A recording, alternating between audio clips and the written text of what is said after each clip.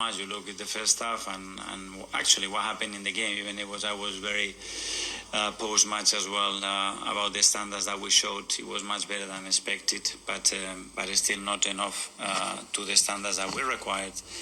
Very difficult to understand. So it is a shock in the system, but they've been incredibly good without. And we wanted to give them the victory. We couldn't, and we have to move on. You say move on. It's a small matter of the North London derby next.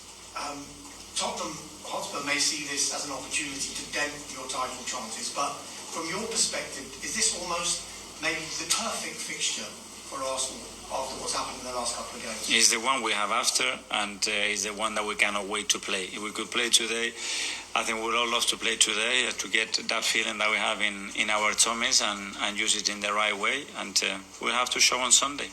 How big a challenge is it preparing for this game, particularly that they've got a new manager? Because I'm sure you would have prepared for Tottenham Hotspur knowing that Thomas Frank is in charge, and this is now his first game in Igor Tudor. Well, I think it's happened 7 times already to us this season, so we are getting used to it. We have analyzed everything that he's done in his career, in different clubs, different formations, the players that they have available, and from there, of course, we will have the capacity to adapt in relation to what the game requires, but the main focus as well is on what we have to do to win. Finally for me, Mikel, I'm sure you've seen the incident in midweek involving Vinicius Jr. Just more on a general theme, have you had conversations with your players if an incident like that was to arise during a game, and have you spoken about what would happen in an instance like that? For example, if they said, I want to walk off the pitch, I don't want to play, is that something that you back, that you support? Well, that's why we have meetings with the Premier League or UEFA before the season starts, to make sure that everybody is very aware of the protocols and what we expect from each other.